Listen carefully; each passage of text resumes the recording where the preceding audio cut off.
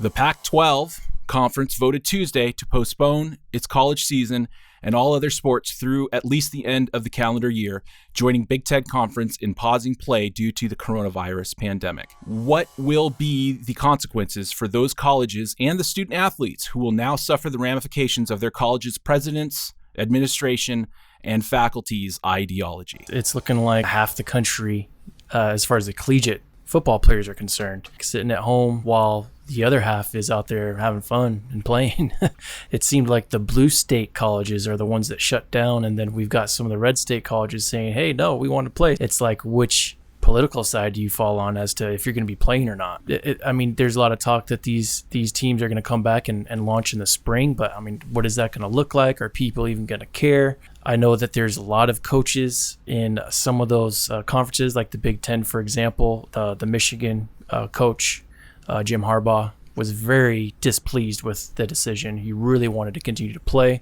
He said that they followed these CDC guidelines step by step, that their testing was doing really well, and he didn't see any reason why they shouldn't be out there playing. We see Nebraska is almost about to jump ship and maybe try and join the Big 12 or see if they can get some games played, because we all know that Nebraska fans, I mean, just like Ohio State and most of those mid-country schools are really, really into their college teams. Also Notre Dame. Notre Dame is their own entity, and they kind of play where they want to, and looks like they're going to start fielding some games with some other conferences so that they can be out there playing. And then you've got other conferences, you know, the MAC, shut down pretty early. They decided to stop. I think they were one of the first ones. The Pac-12 followed suit. I was reading some of the numbers that it's like a little more than half of all the college teams out there, almost 60%, are still going to be playing. Is that pretty much what the turnout for the election is going to be?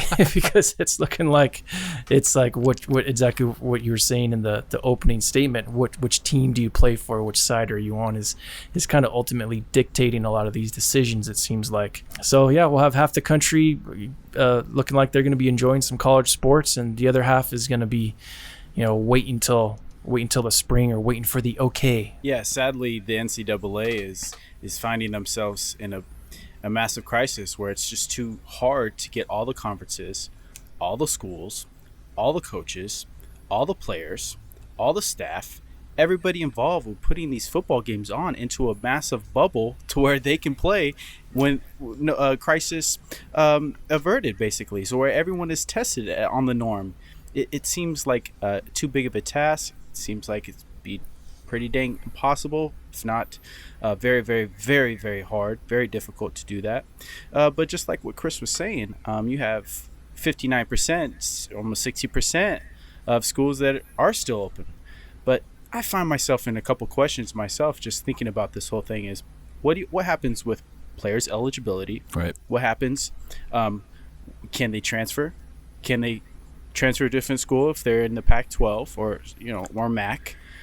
Can they transfer to a different school and play as well? I mean, is there restrictions on that? Yeah, I'm not really an expert on the NCAA rules regarding the transferring. I would imagine if the option is there for them, that there would be a lot of players that would want to take that. But to Kevin's point with the Big 12 shutting down, I think that what we're seeing with Nebraska, what we're seeing with Notre Dame, we might see kind of a rebellion within that conference to where even if they shut down, and I think the big one is the SEC. If they stay open and they play, you're going to see a lot of those schools in the Big 10 and the Big 12, if the Big 12 does happen to shut down, say, hey, you guys shut down, but we still want to go. And they might be able to figure out some games if there's enough schools out there that are willing to jump ship from the current conference that they were in.